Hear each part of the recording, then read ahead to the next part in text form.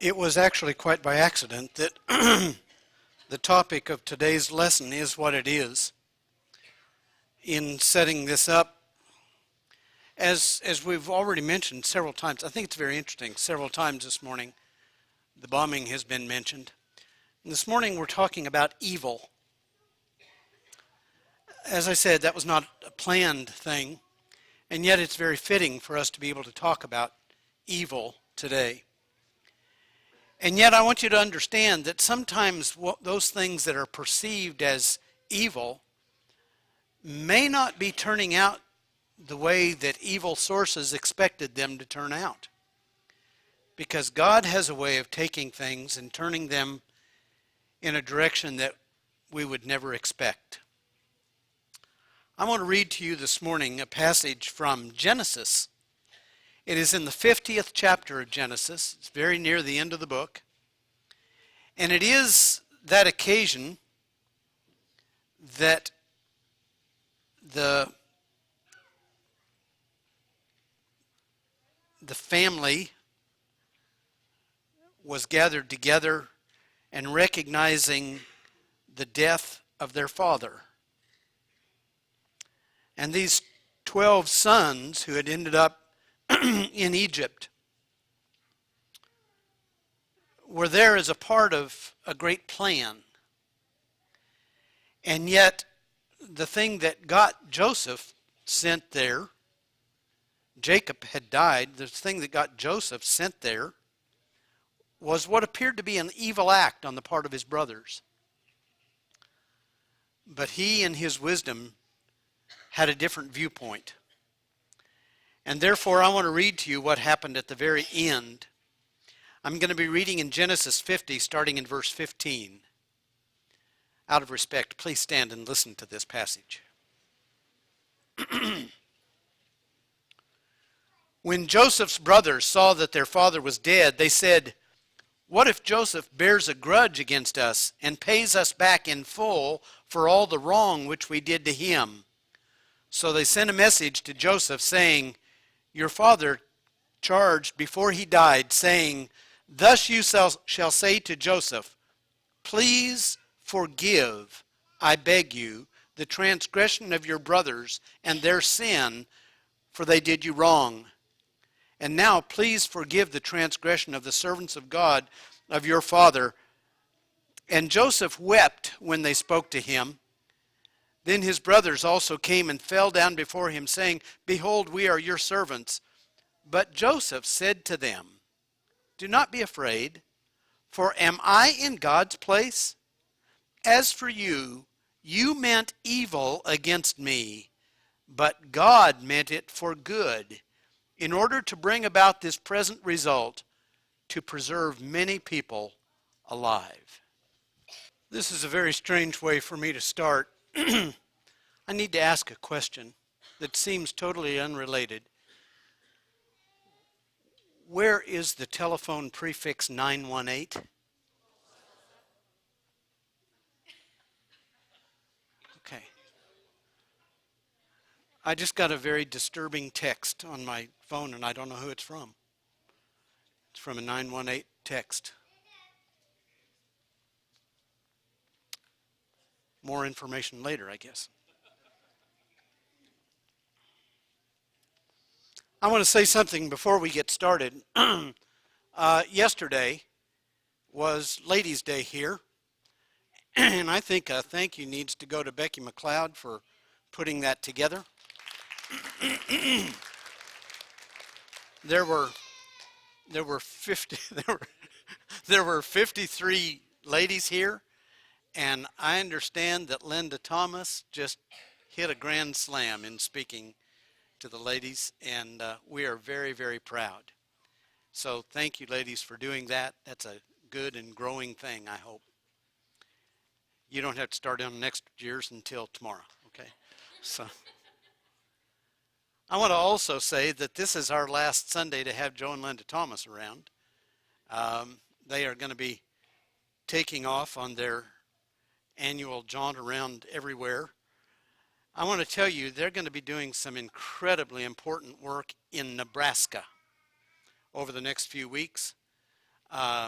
Joe's going to be speaking to 8 different congregations in Nebraska. There are only 50 congregations in Nebraska. He's going to be speaking to 8 of them, and they're putting together a workshop to help some of these small congregations in these isolated places do some good works.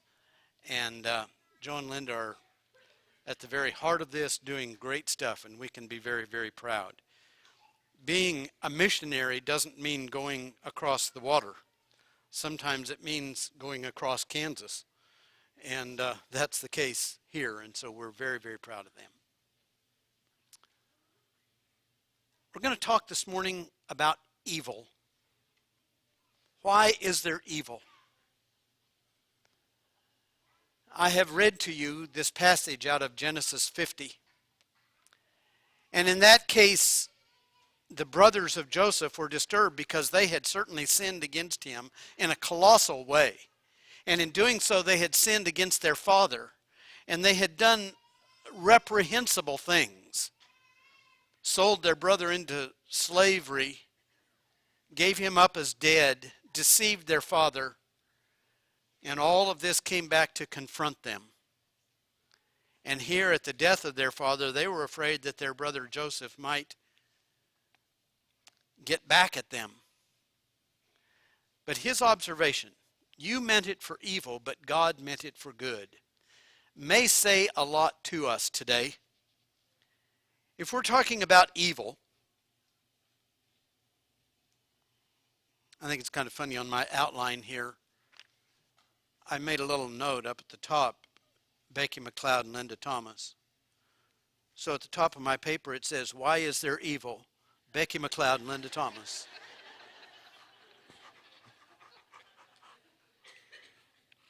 No, that's, I will point out in the Old Testament though, the word evil, raha.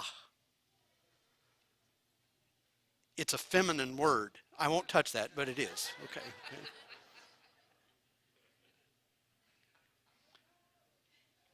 When we talk about evil, we usually kind of make evil and sin the same sort of thing.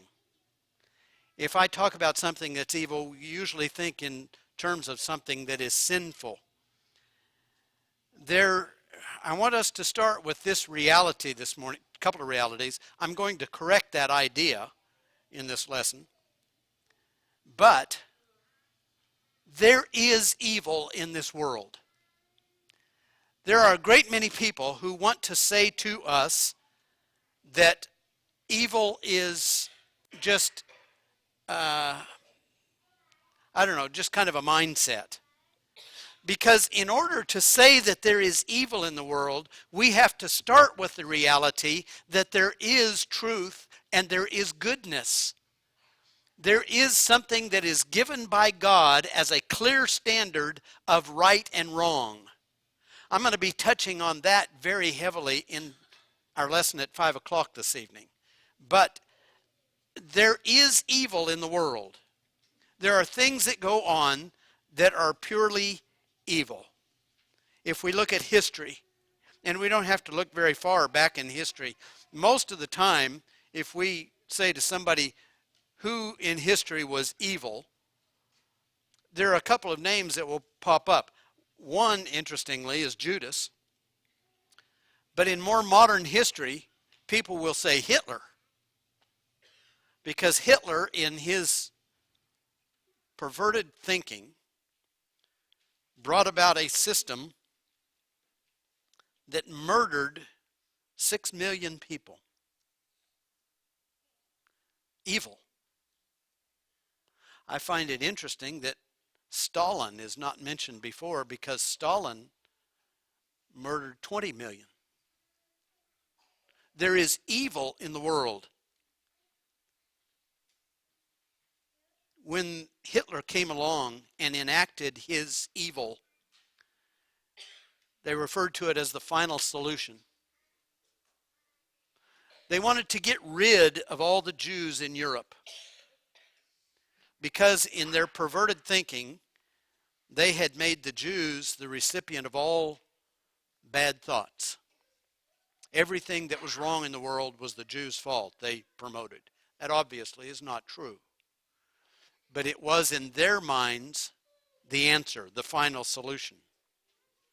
And so it came about, that event that we know as the Holocaust. There were two events in history, and I'll share the other one in just a moment. There were two events in history that took people's theology, their Christian belief, and shook it.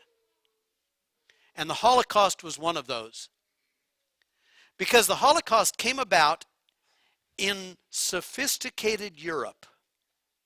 And the history of Germany just prior to this, for the century prior to this, they really thought themselves being, well, for one thing, Hitler convinced them they were the master race.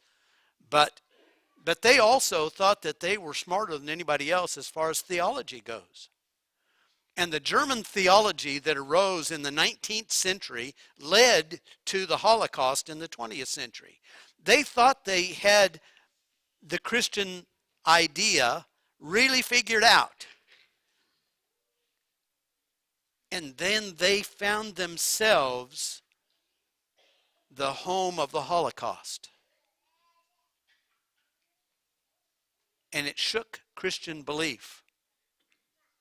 So much so that much of Europe gave up on Christianity after that. How could God allow such evil to exist, they reasoned. There is evil in the world. And sometimes it shakes people's belief. We've experienced evil. 9/11 was an act of evil. 3,000 people died. Horrible plans by evil people. And it led to a terrible disaster. There is evil in the world. And as it happens, here we are talking about evil on April 19th. What Timothy McVeigh did was evil. And we feel that all. It is interesting to me that this is mentioned so much this morning. We all felt that deeply. We were affected by that. Those things don't happen in Oklahoma. They happen in Syria, or they happen in Lebanon, or in a number of African nations. They happen somewhere else, but not in Oklahoma. But it happened in Oklahoma. There is evil in the world. And then there are things that are perceived as evil. And we need to understand this very, very carefully. The other historic event that shook people's Christian belief, this was historically not all that long after the Protestant Reformation in Europe. This particular society that I'm going to talk about was still predominantly Roman Catholic, but Protestantism was sweeping throughout Europe, and it was very strong. And there were a lot of people in their own faith had determined that everything's pretty good. We trust in God, and so God's not going to let anything bad happen to us. And then there was an event that took place that shook people's belief. And for most of us, this is not an event that we even remember. 1755. There are a few people here who are old enough to remember that, but not many. Okay. 1755, Lisbon, Portugal. There was an earthquake. The land shook for 10 minutes. There were 3 major jolts, where in most earthquakes there's one. And the city of Lisbon was nearly flattened. And then there were the following fires, and there was a following tsunami. And it was a horrible event. And many, many people died. And a lot of people, again, in Europe were left saying, how can God let this happen? Well, I have to ask, is an earthquake evil? Well, it's bad. Is it evil? Well, let me show you what evil is talked about when we talk about evil in the Bible. Because if you go back and you look at the definition of that word that I gave you, it has two variations. We're talking about the way that the word evil is used in the Bible. And the one that we most commonly associate is evil is moral evil. That is sinfulness. It is the breaking of God's law, the ignoring of God's will. That is evil, because it is apart from the will of God. But there is a second type of evil that is also mentioned as we talk about that word evil in the Bible, and it's physical evil. Has nothing to do with morality. It actually has nothing to do with right and wrong. But physical evil comes along in the form of things that happen, like earthquakes, tsunamis, tornadoes, hurricanes, natural events that cause a great deal of disruption, cause a great deal of unhappiness, cause a great deal of pain and anxiety. They are evil in that they are discomforting to people. There is not a moral stand here. It is simply a physical evil. Sometimes in the Bible, we see that physical evil is used to correct people or to reroute them. Sometimes physical evil comes in a way to bring growth or maturing, as in when the Jews were taken away into captivity. That happened, and that in their mind was evil, but in fact, it was God giving them a message that they needed to change. And thus they did, and good things happened. Sometimes evil came to bring attention to the greater will of God, that even in spite of the presence of these discomforting things, there is the presence of God, as in Job.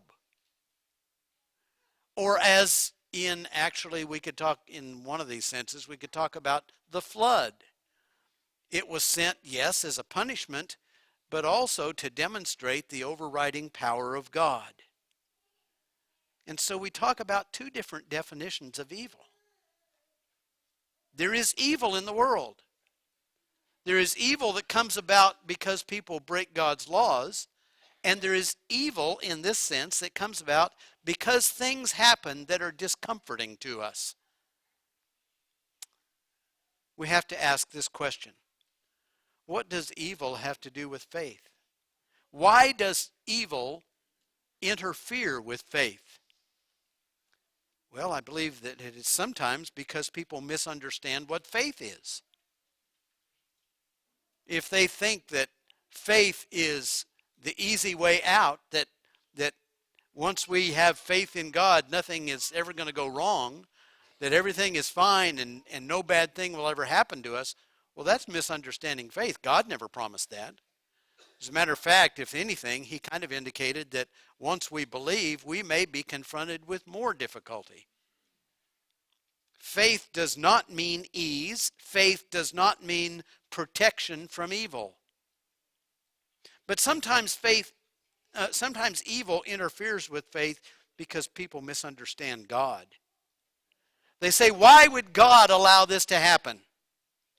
If God is so good, then bad things shouldn't ever happen. Well, that's misunderstanding God. Because God gave us free will. And God gave us intelligence. And God gave us the reason to think through things and to see what is really happening and to learn from what is happening. Evil, whichever kind of evil it is, should not be a hindrance to faith. I contend it should be a builder of our faith. There are things that happen that are terrible. And yet, even in spite of those things, it gives an opportunity for us to grow. I will contend, talk to me about this if you don't agree. I will contend that the presence of evil in the world is an evidence of the reality of God. First of all, because in the case of moral evil, we have to admit that there is an overriding goodness and truth that is violated when moral evil comes along. If God is not there, then we can't say that there really is even evil. There are just things that happen. If God is not there, there is no standard of right and wrong. There is no real steadfast morality. It is all people's opinions. But because there is a steadfast morality, when that is violated, we see that it is a violation of God's will, and thus indicating the presence, the reality of God. And then add to that, in the case of physical evil, when terrible things happen, very often we see the result of those things drawing people to God. Yes, in the case of the Holocaust, some people left their Christian faith. In the case of the Lisbon earthquake, some people left the faith. But most often, and I think probably there was a reciprocal action on both those parts, but in most cases, when we see evil occur, moral or physical, we see very often people drawn to God. As an example, let's get back to Oklahoma City. What happened following the bombing? That instant was evil. It was a terrible event. So much damage was done, not just to property, but to lives. There were so many horrible things involved. But what happened next? The people responded. And they responded in such a dramatic and overwhelming fashion that even the whole nation was made to know of a new phrase that is still around called the Oklahoma Standard. The Oklahoma Standard is people responding to evil in a positive way. The Oklahoma Standard is what caused workers on the work site walking through that terrible torn debris. They needed new boots. And thousands of pairs of boots were provided in a few hours. One of the workers said, "We need batteries for our flashlights." And the cars were lined up for miles, dropping off batteries. People needed financial help, and it came in overwhelming ways. There were people that needed just to talk, and all sorts of support groups were developed, and people came out of this with this Oklahoma Standard of saying, yes, indeed, there was an evil act, but we choose to respond in a way that is positive. And the world now knows about the Oklahoma Standard. I think we could build a case that the goodness that came out of the Oklahoma Standard on April 19th resulted in Oklahoma City becoming a significant city. Is it too much to say that we got the thunder because of that? maybe that's too much. In the eyes of Seattle, that was an evil act, by the way. But we deal with evil, and we choose how to respond to evil. So let me answer the question, why is there evil? There's evil because there's moral evil because people leave God. If you choose to go away from God, there are problems. And very often those problems overflow into other people's lives. There is evil, I believe, to show us our need for God. Both kinds of evil demonstrate our need for God. If it is moral evil, we understand that going away from God is not the answer to life. Going with God makes life better. In the case of physical evil, we know that we are vulnerable and our lives can be swept away in an instant by all sorts of things. And therefore, we don't put our faith in the things of this world. And therefore, the third thing, there is evil to demonstrate our power over the things of this world. The fact that there is evil is an undeniable reality. But it isn't always an evil that ends in destruction. Sometimes it leads us to good things. You meant it in Genesis 50:20. You meant it for evil, but God meant it for good. But let me talk to you about the ultimate evil. The act of evil that was the ultimate of all evil of all time. It was the cross. It was an event that was prompted by evil. It was carried out by evil.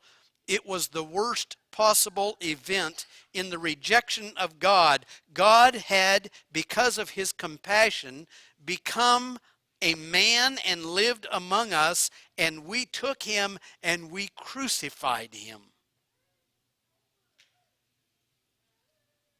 The ultimate act of the rejection of God. Thus, the ultimate evil. The final act of evil could not be greater than that. But as God does, God overrode that evil with the resurrection, with the promise of a new covenant, with the hope that is in us, that knows that greater is he who lives in us than he who lives in the world. But let me tell you this. The battle with evil continues. On a world scale, I believe we are seeing a new evil that has arisen. ISIS is an evil organization. It is doing terrible things. And don't tell me that they're sincere in their religion, so it's okay. It is evil. So we see that on a world scale. But personally, I don't deal with ISIS. I don't deal with those world things nearly as much as the evil that comes on a more personal level. The battle with evil for each of us continues, because on a more common, on a more personal, very personal level, we do things that are outside God's will. We sin. And when we sin, we are committing evil. We haven't the right, but we do that. The destruction of evil is very apparent. When we see it on a worldwide scale, we see it easily. But the destruction of evil is just as terrible on a personal level. When sin enters your life, when sin enters my life, it is as destructive as any evil that exists. It may not affect as many people, but that is still evil. And so we are faced with the reality that evil exists. It is strong, it is ugly, it is painful, but we choose how to react. If the evil is a moral evil, we choose either to change our behavior so that we don't go in that direction, or we choose to forgive. If it is a physical evil, we understand there are difficulties in this world, but we choose how to respond to that. And even moral or physical evil, in our choice of response, it becomes our Christian standard. Next Sunday morning, Ryan is going to be talking, because next Sunday we honor our graduating seniors. The 2 Sundays following that, I'm going to continue this idea. I felt like we needed to talk about evil today as an introduction to 2 more lessons. We're going to be talking about sin. We need to talk about sin. We need to understand that it is real and it is destructive, and we need to choose how we're going to respond to it. 2 weeks from today, I'm going to answer the question, why is sin bad? We say it's a terrible thing. Why? Well, there are a number of reasons. And we need to understand how horrible sin is. If we take it slightly, if we disregard it, we don't even understand why Jesus did what he did. So we need to understand the depth of sin, and then the following week we're going to talk about how we conquer sin. Because as terrible as sin is, we can conquer it. As a matter of fact, we can be overwhelmingly conquerors over all the sinfulness of the world. Even if that sin would take our lives, we are ultimately conquerors. And we'll talk about that. But today, as we talk about evil, I want us to understand that it's very real and the battle is very strong. And evil is infecting lives of individuals. It may be affecting your life right now. You may be hurting because of your own departure from God's will, or because of somebody else's departure from God's will. That is our battle with evil. Sin exists. We choose how to respond. Today, you can choose how to respond.